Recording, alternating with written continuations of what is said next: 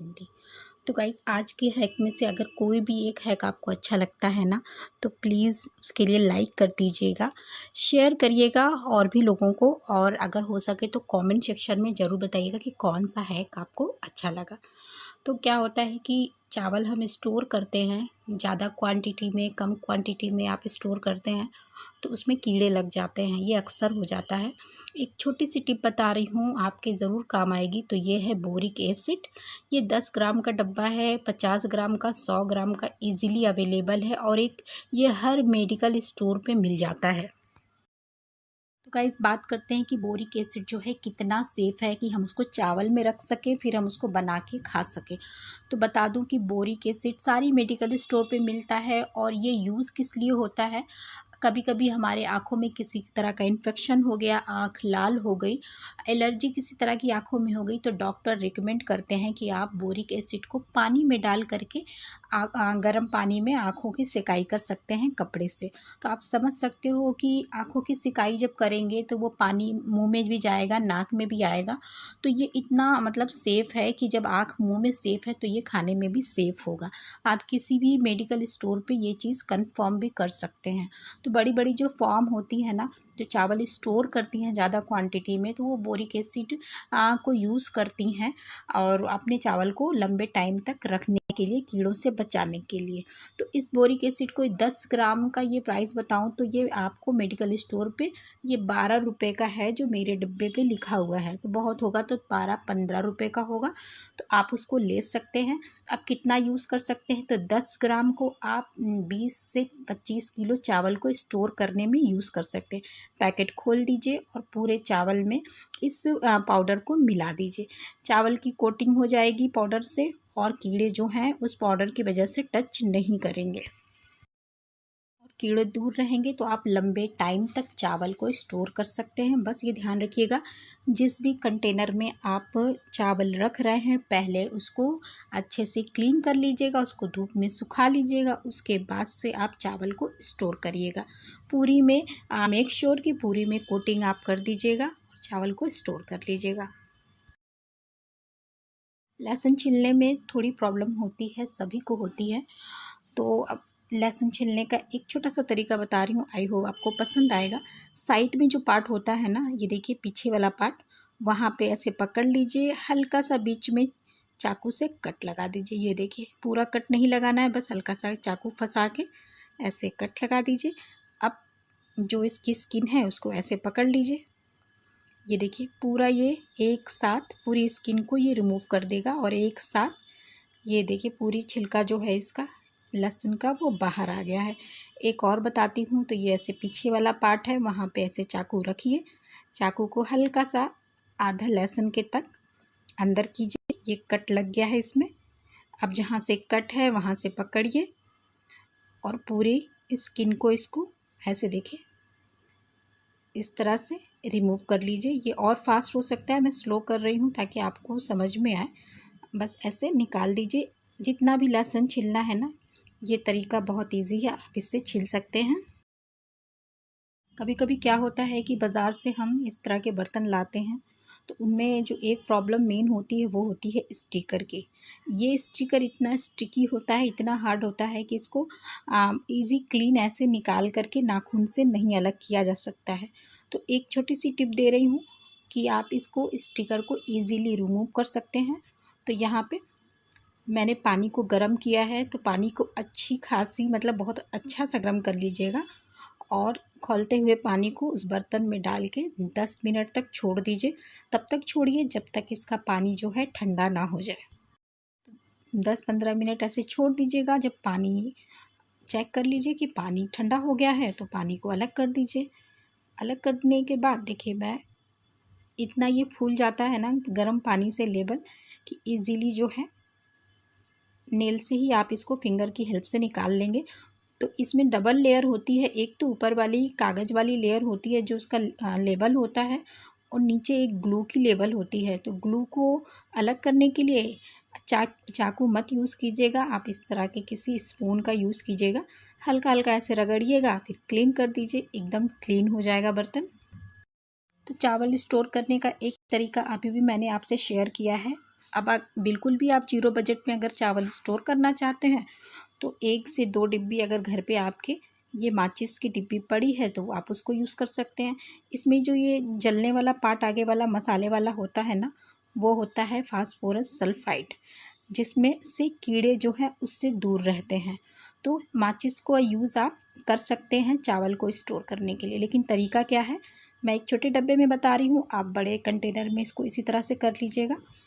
पहले डब्बे को क्लीन कर लीजिए। उसमें सबसे पहले एक लेयर 4, 5, 10, 15 जितनी भी आपके पास माचिस की तीलियाँ हैं उनको रखिए। फिर चावल रखिए दूसरी लेयर, फिर आप माचिस की तीलियाँ डालिए और फिर चावल डालिए। इसी तरह से जितनी क्वांटिटी है, जितनी नीड है, उतना आप माचिस की तीलियाँ रखिए और चावल को स्टोर कीजिए।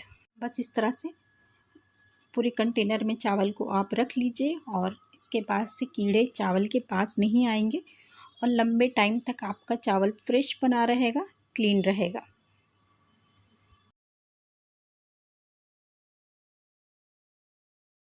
इस तरह के वुड की बहुत सारी चीज़ें घर में होती हैं, जैसे कि ये मेरा है बैंगल होल्डर।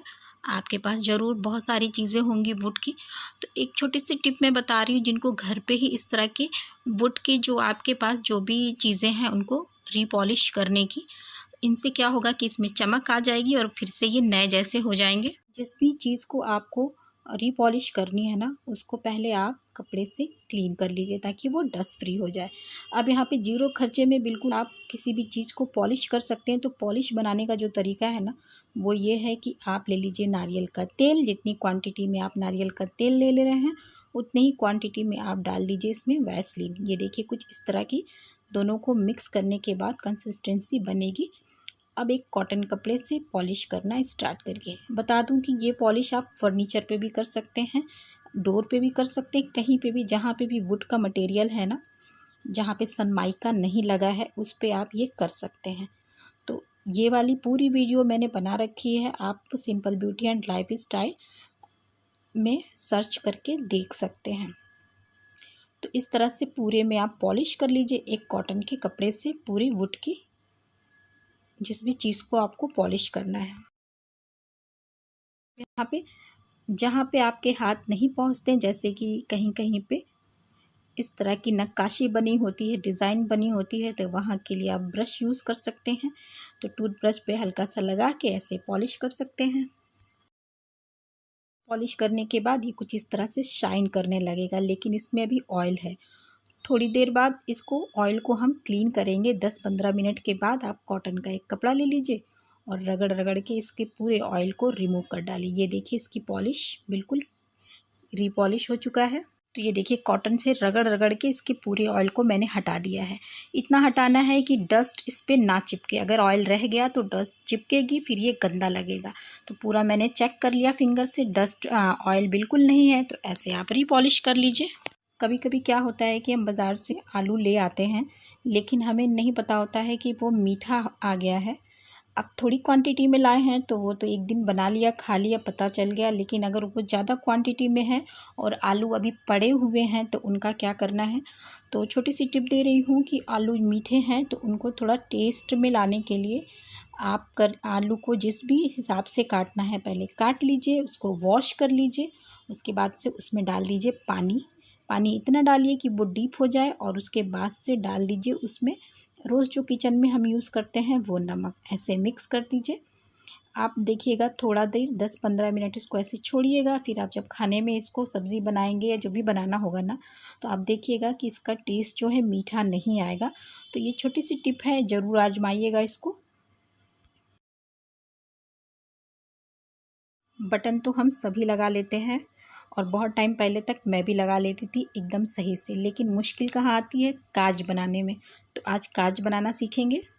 काज बनाने के लिए आपको अपने हिसाब से जो होल आपको रखना है बटन का ना, वो आप कपड़े पे कट कर लीजिए। लेकिन एक चीज़ ध्यान रखिएगा, हमेशा होल को छोटा ही रखा जाता है, तो छोटा ही कट कीजिएगा।